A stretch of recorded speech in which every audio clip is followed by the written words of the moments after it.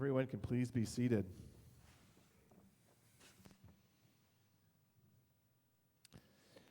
We're playing a little bit of catch-up today, and relatedly, I think I'm also playing a little bit of catch-up when it comes to the time zones that I'm in, or perhaps we are bridging the connection that we have to the land of Israel, and I am at the same time connecting, living in the land of Israel and living back in the United States of America. What am I referring to? I just got off the plane yesterday morning after having visited the land of Israel, those of you who have been on the El Al direct flight from Tel Aviv to Los Angeles. That was me. And coincidentally, this Shabbat, we're reading Matot Masai. Why a double Torah portion? Because we have not been aligned with the Torah reading cycle of the land of Israel since the holiday of Shavuot, which took place for us in the United States on Friday and Saturday, and for Israel only on Friday. And what that meant is that the Shabbat following Shavuot in Israel, they had the regular Torah portion, but for us, we had the Torah portion for Shavuot, which put us behind, and therefore, on this Shabbat, we are catching up by doing a double Torah portion. So what is it that perhaps we can learn this Shabbat and can also help us strengthen our connection or strengthen the ties between Israel and the United States? I came up with one small piece of Torah related to this week's Torah portion, and also related to a midrash that I learned over the last couple of days when I was studying at the Shalom Hartman Institute. If you want to open up your red Humashim to chapter 31, I'm on page 944. We're in the book of Matot in the red Humashim. And chapter 31 details the war against Midian. Now, why are we having a war against Midian? What was so bad that Midian did? And all you have to do is go back one Torah portion to learn about Pinchas. What was Pinchas guilty of? What act did he do? Well, go back one more Torah portion, you get to the end of Balak, and you find that after being blessed by the Midianite priest Balaam, and things are going well, we find out that we got really perhaps too close with the Midianite people, and a Midianite woman and a man from the tribe of Israel come together in our holy sanctuary, desecrating the sanctuary. Pinchas slays them, and then we have to deal with Pinchas's anger or what it means to be zealous.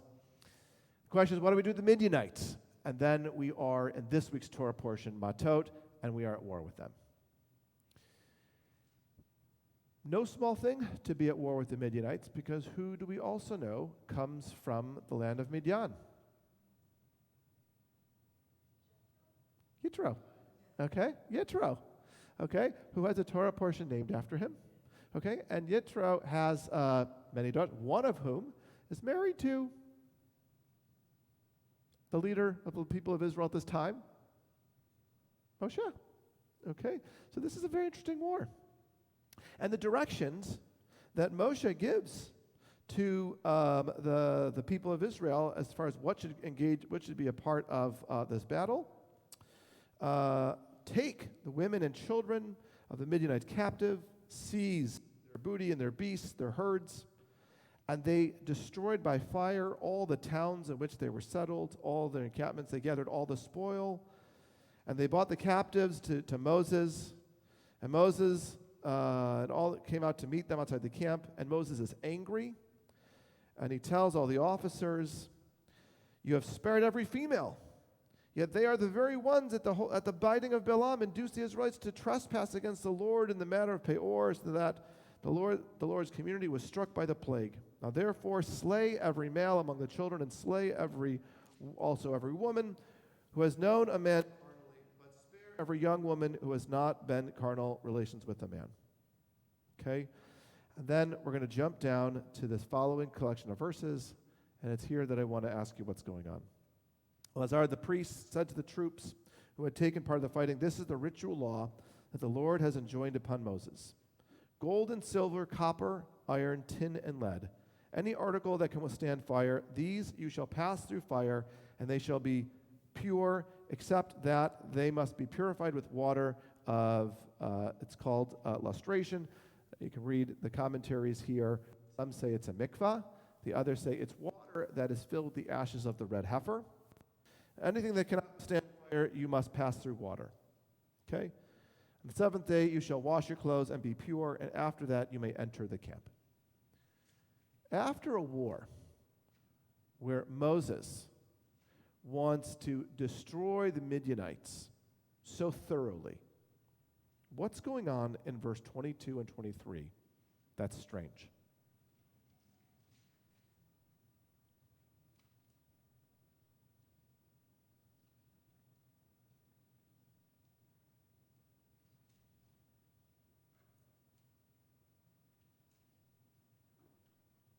I appreciate everyone now starting to open up their Chumashim. Okay, very nice. Like, oh, wow. Okay. We begin this war with instructions of absolute destruction. Okay? And you would think, and what's the concern? The concern is we don't want any impurity. Read into impurity. We don't want the otherness inside our camp. May those rules be very clear.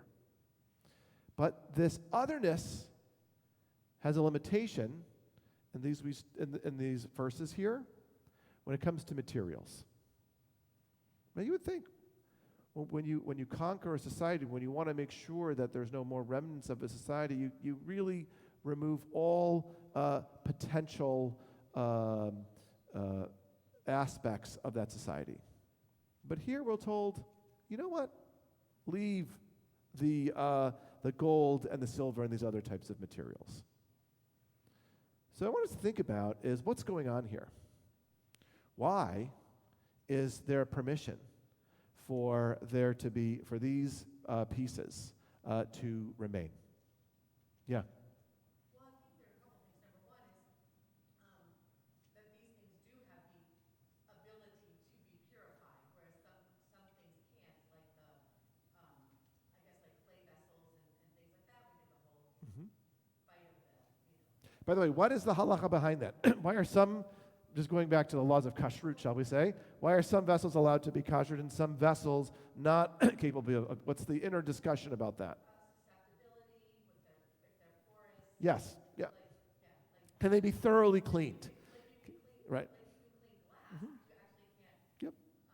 purify Pyrex. Yep.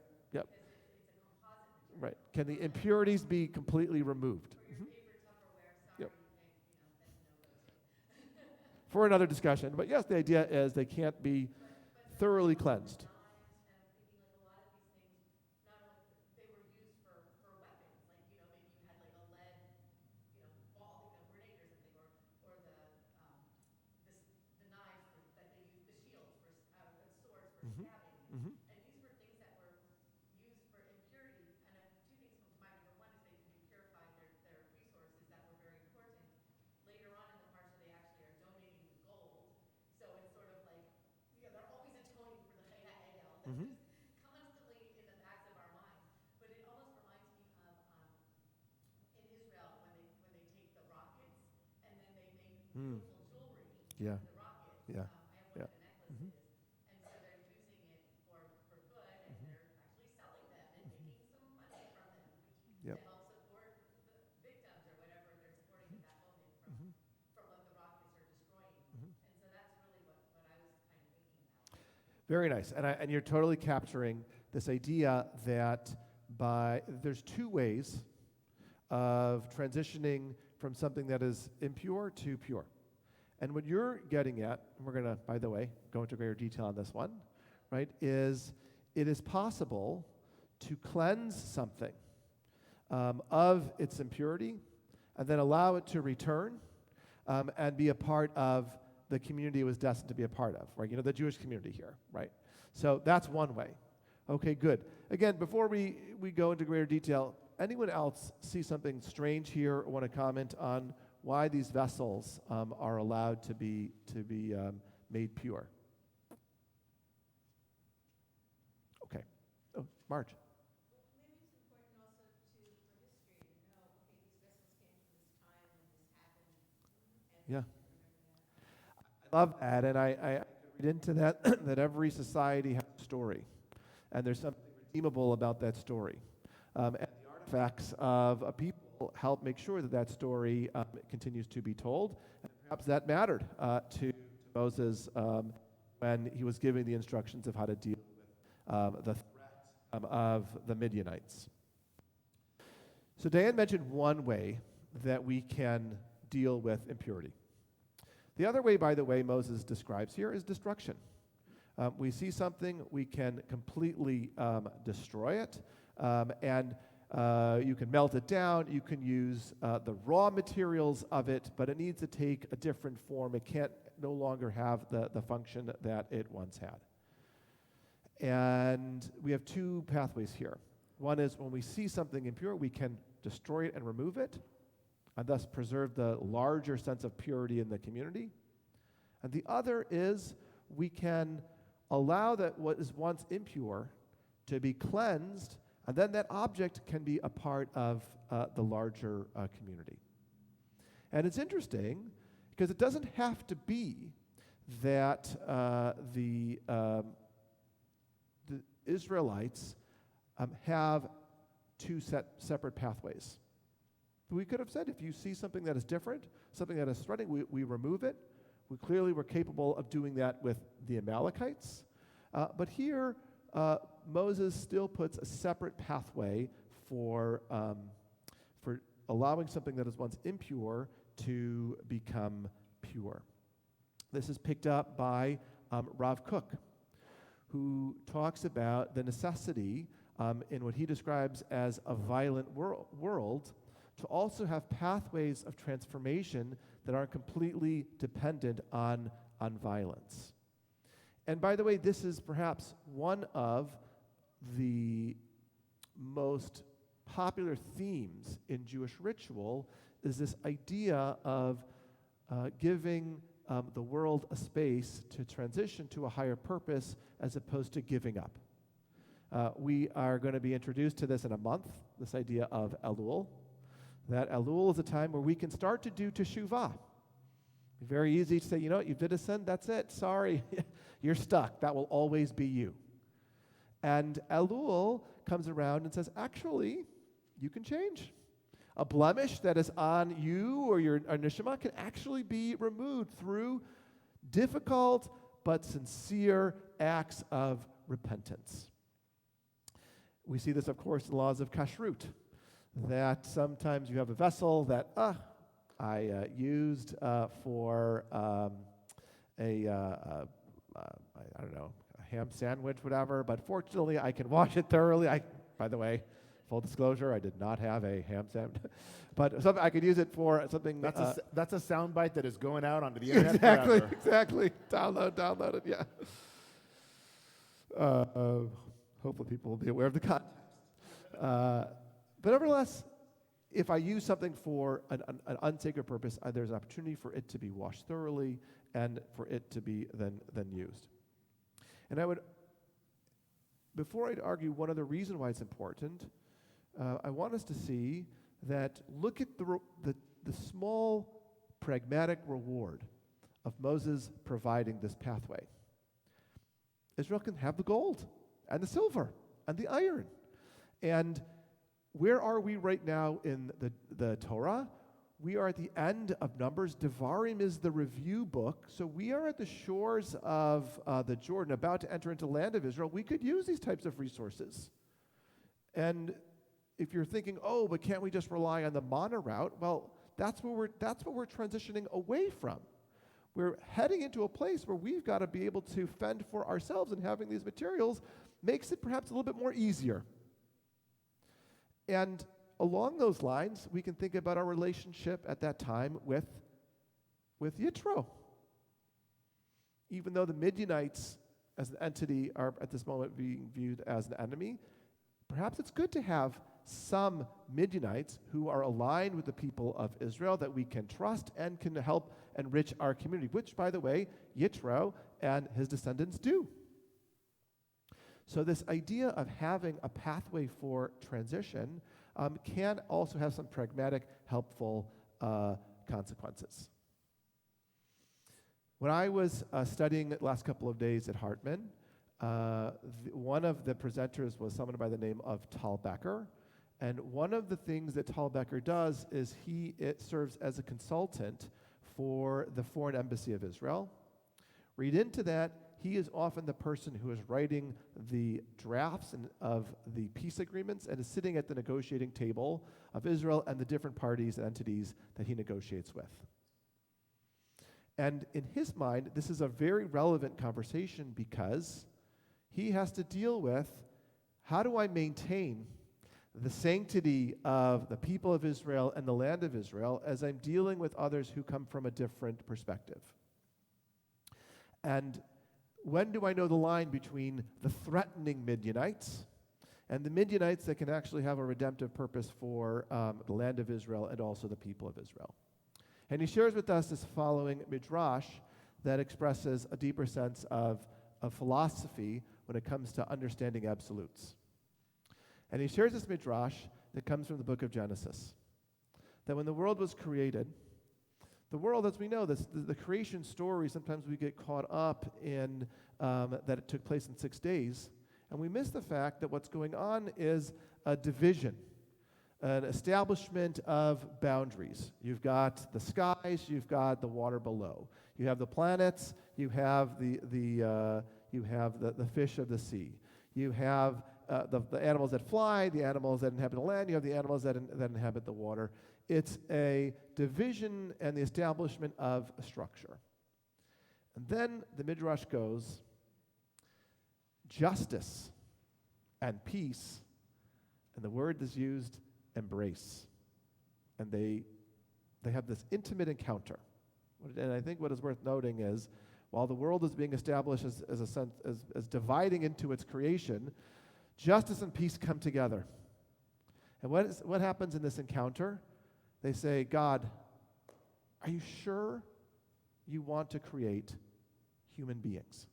You sure? Maybe you don't want to create human beings. And why are they asking this question? They say, if you want to have justice, there will be strife. And if you want to have peace, what is going to happen to truth? And what's going on here is they are recognizing that if for justice to be justice, for truth to be truth, for peace to, these are absolute ideas.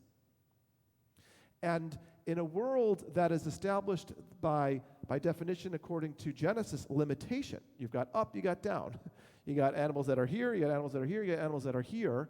What will be the place of something that is absolute? How will the world be able to contain these things? And they're demonstrating this through this idea that humans are going to be reflections of God that are going to dwell in this confined space. And they're being honest, because as we all know, it is very difficult to know true justice. It is very difficult to understand absolute truth. And it is very difficult to hold on to these two things and be able to dwell with others. Why is it difficult to dwell with others? Because they might have a different understanding of what is justice, and they may have a different understanding of what is absolute truth.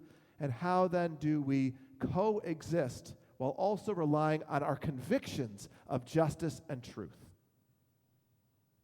And what he says is, the Midrash doesn't end. So God listens to this argument, and they're debating. And amidst the debate, God takes truth and throws it to the ground, throws it to the earth. And by that, God is saying, I don't want to hold on to truth. I need a partner in the world to help manifest truth. And God creates human beings at that moment. Meaning that human beings were an expression of God's creation, the progress that God wanted to have. And God knew that human beings were not going to be able to resolve this conflict that's taking place on the angelic level, but on the level of absolutes. Human beings were not going to be capable of holding absolute peace, absolute truth, and absolute justice. But God said, nevertheless, this is the world that I want to create. I don't want to just hold on to these things. I want to allow them to dwell in the world, and I want human beings to help strive to create those things or to help me bring these things into the world. And what that leads to is a world where, yes, we know there is absolute truth, but it's just slightly out of our hands. A world where we know that peace is possible, but it is slightly out of our hands.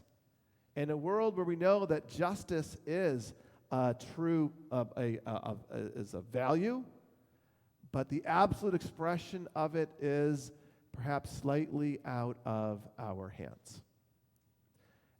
And reading it back into this week's Torah portion, since we know that those absolutes are a little bit beyond our reach, it is good that we build a society where we create spaces for growth, change, and transformation, while at the same time not completely letting go of our aspirations for peace, justice, and truth.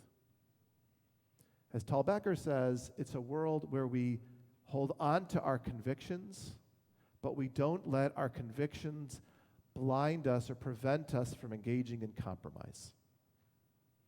So that is the message that I got out of this week's Torah portion. I think it is ultimately going to be when we talk about how we bridge Israel and America and the Jewish American experience. We're going to have to rely more and more on the fact that we are a people that have different understandings of peace and justice and truth. Israel dwells in a neighborhood of individuals that have different understandings of peace and justice and truth. And nevertheless, just because there are separate narratives, it doesn't mean that we let go of our goal of living with peace and justice and truth. And it takes time, and it takes work, and it's not going to happen overnight. But just because it won't happen overnight does not mean that we should stop dreaming. Shabbat Shalom. Shabbat Shalom, Yesher Koach. Thank you for sharing. You know, it's interesting. I enjoy that midrash a lot also, and one of the things that I've always seen in that midrash is you've got these two different divisions, right? And yet we don't really know where the boundary is between them, right? And, you know, day and night, like light and darkness, when you have a candle in a dark room, well, where does darkness begin and light end? And the same thing with the sky and here, like where does the air from up there end in the sky as opposed to the air that we're breathing down here? And that ambiguity, that grayness actually helps create a place where you can have a conversation sometimes, you know? So very nice.